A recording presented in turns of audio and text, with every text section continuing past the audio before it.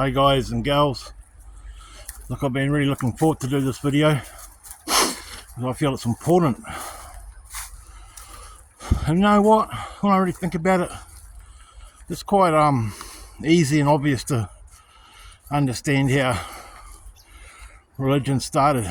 It was just the wonder of man, looking at things like this, looking at nature and realizing that, wow, what made that, you know? And look at it, guys, it's just beautiful. You know, the wonder of this. Not enough of us get out in nature and really meditate and wonder about it.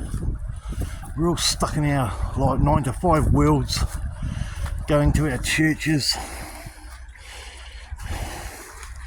living under commandments and rules and regulations and laws and taxes, and playing our video games and PlayStations and stuff, and not really appreciating the world around us. I mean, look at this.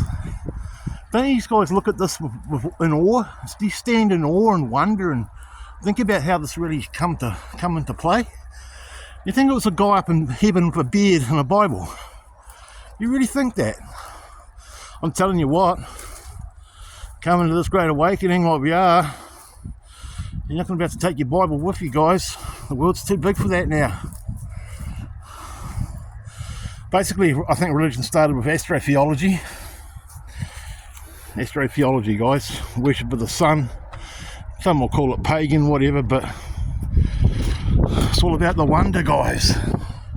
The wonder of nature. The wonder of this beautiful cosmos we have up there in the stars. The gloriousness of nature, because it's so unknown. It's undefinable. Just like God is, because God is nature. God makes nature. God in the cosmos. There's no separation.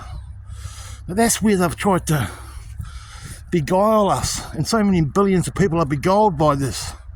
They think they're separate from the Godhead, if you want to call it that. They think they're separate from it. You can't define what I'm filming right now, guys. You can't define it. You can label it, sure. You can label it and call it, oh, it's a stream it's a stream with some trees in the sky. That's labelization. I'm talking about the wonder of it. Where your imagination goes with this when you look at this. This is beautiful. And hey, I could be in a more pristine place, I suppose, but hey, this is the closest sort of nature I've got to where I live. And I come here all the time and listen to the water, listen to that beautiful water, and it soothes my soul. It soothes my soul. Keeps me grounded in the realization that I'm just a little tiny speck of a consciousness on this big grand scheme of solar cosmos. I'm just a wee grain of sand. Oh shit. And what makes up this reality of consciousnesses? Because that's what we all are. We're just a consciousness, guys. And we're all just having our own experience. I mean, nature's so important. You know, I'd love to live out in nature. It'd be so good. I mean, man's always had a fascination with nature, but people in today's world don't really care about it. And I'm not a greenie, I'm not a Green Party member or Greenpeace lover. You know, because there's question marks over those things for sure, but I'm just a person that, when I come out to nature, especially at night time, guys, I stand in awe. And I think, look at little old me compared to this wonder of beautiful, amazing nature. You know, I think I said in a recent video, guys, I never felt quite right in church. I never felt quite right.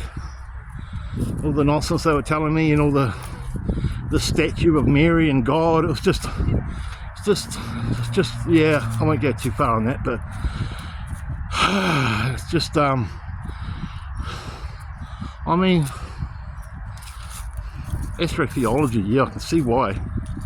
And the church just morphed that into a, they just morph that into a construct of capture and control, to beguile the billions, to control people's perceptions, and to make people think that they're something that they're not, namely sinners, to make people think that they're small, to make people think that they're only the microcosm and not the macrocosm.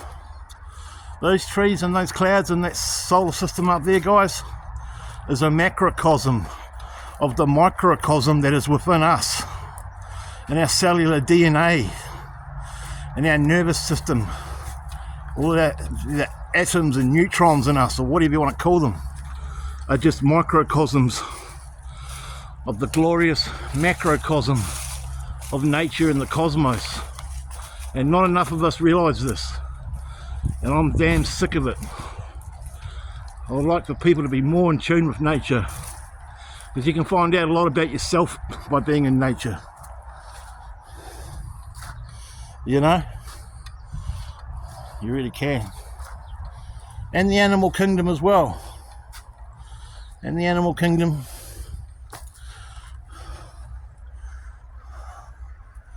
But yeah, it's food for thought. For me, it's my soul. My soul gets enriched. My soul, my being, my imagination, everything gets enriched when I'm just walking down a country stream in suburbia. You know, you might think, oh, there's better views than this. Of course there is, but it's still a beautiful view.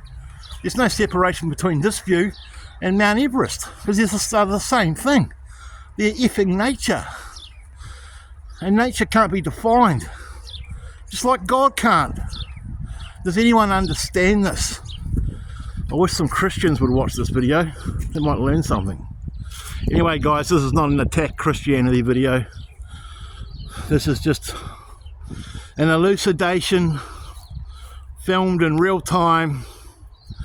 It obviously won't be live when you get to watch it, but it won't be far off it. And it's just me having free speech to tell you guys that you should get out into nature a bit more and do more thinking about how little you really know about things. We don't know nothing about this world, really. Scientists will try and tell you they know everything, but they don't. Christian priests and that will try and tell you they know everything about your mortality, but they don't. Because religion is a man-made construct. It's a man-made institution. It is not natural like this is. This is more natural than any religion you're ever going to get into. Because because nature doesn't require belief.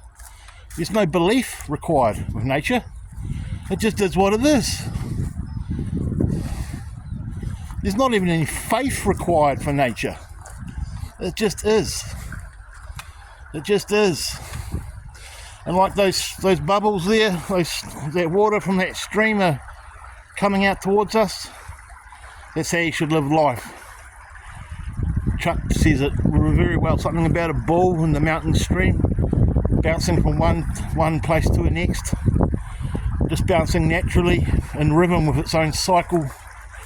No binding, no constraints, no laws, no rules, no chains, just natural, inherent, intrinsic, coordinated, natural rhythm, vibrant in its beauty and powerful and merciless in its structure and strength. When you start realizing that there's no separation between you and the so-called Godhead, your world starts to get bigger. You start to appreciate yourself more. That what makes you is exactly what makes nature.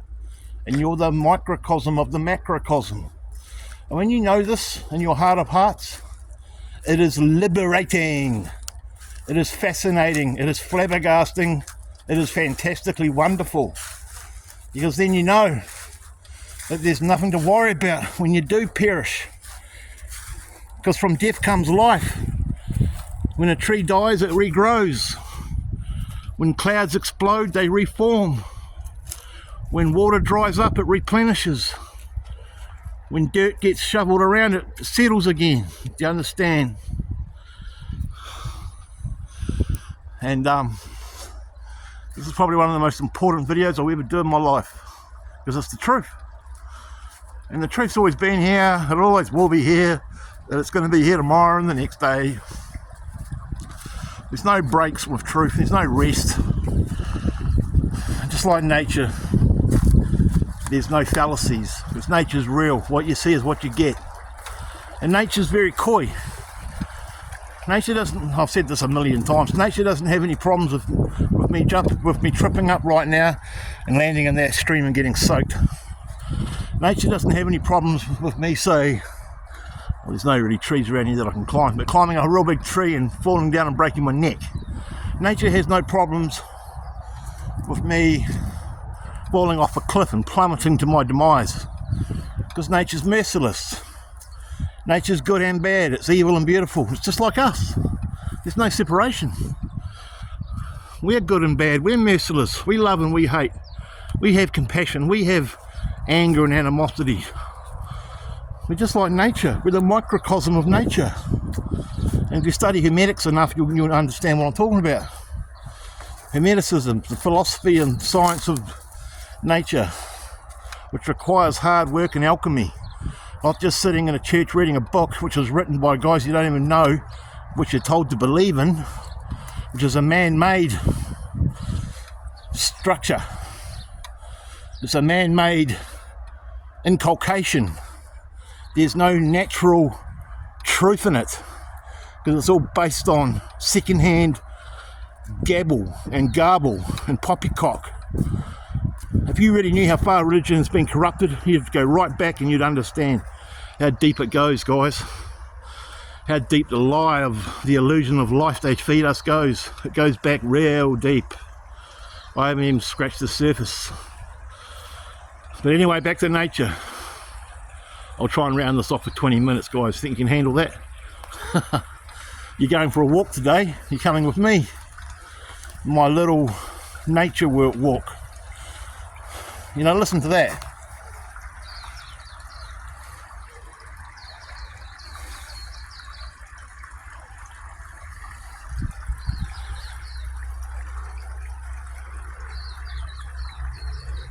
I know, sorry about the traffic, guys. Hear the birds? Hey guys! Hey buddies! Hello! Yeah. Look, there's the sun. There's the sun. There's a car.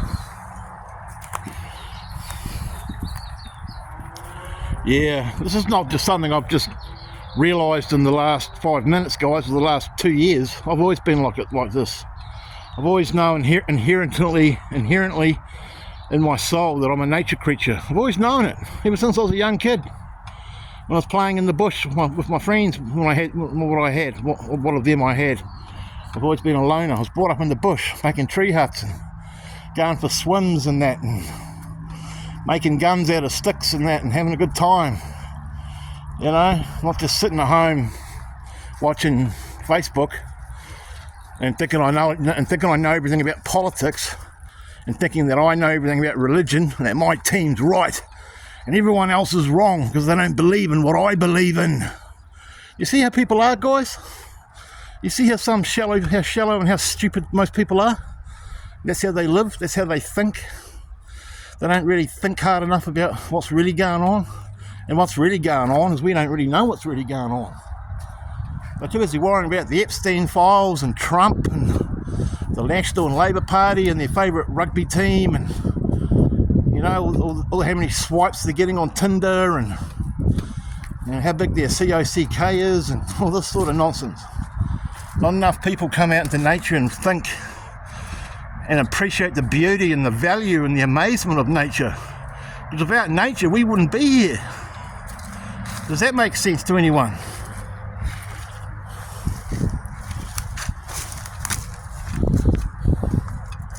water. I've done an old video on this. I think it's my second highest video. You've got to realise, guys, I deleted over 1,000 videos a couple of weeks ago because they were all just about my ego.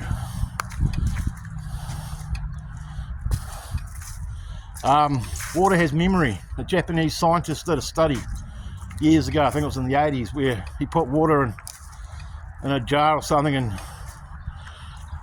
people having arguments or violent movies or something were played next to the glass of water. And then the other glass of water had classical music going, I think, and people talking about love and stuff and good vibrations. And then he looked at them under the microscope.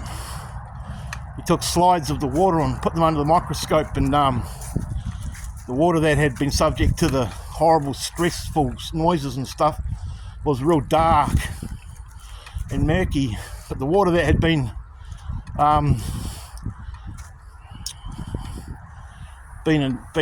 been close to the beautiful sounds and that was clear as crystal. Isn't that amazing? I can't say this enough. We are the microcosm of the macrocosm. That's polarity. And correspondence comes into play. Rhythm, vibration. There's this whole world of rhythm and vibration, and nothing's never moving. Even though you look at something and you think it's standing still, it's still moving. It's still vibrating if you look at it at an atomic level. I think it's the way to say it. I might be wrong. Leave a comment. Nothing's solid. Not even this post I'm just about to kick. Okay? I'm 51. It's taken me to the age of 48, 49 to start elucidating stuff like this to myself and to the internet. But I've always known deep down inside that I was a nature creature. That's why no church or no book, i.e. the Bible, or no priest or pastor has ever been able to make me believe that what they say is gospel. Because there you go again. I said the belief word. The belief word.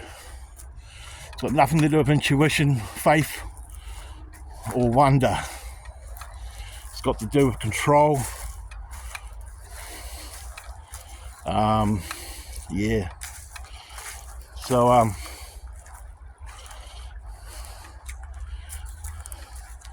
I just thought I'd come out here and tell you all this.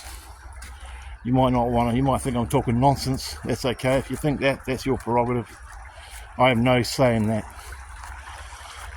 But I'd rather come out here for a couple of hours every day, most days, and sit here and look at that right there, than sit at home in front of the TV checking my Tinder page.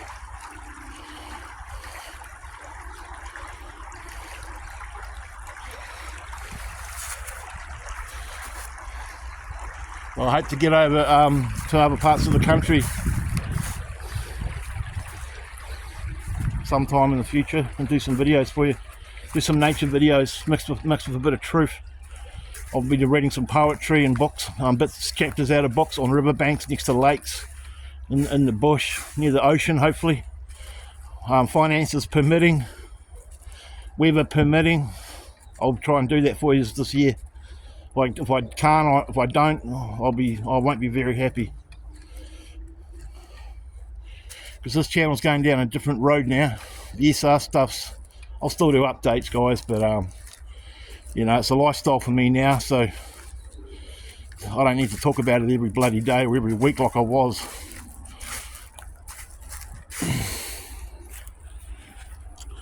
I can just come out to nature and talk about what I want to talk about. I've lost my ego, guys, because the ego's not the real me. Just like the bodysuit the meat suit you're wearing is not the real you. The real you is a consciousness, and it comes from nature and the cosmos. It doesn't come from Adam and Eve or Sally and Steve. No one really knows where it comes from. Oh, lots of people have ideas, but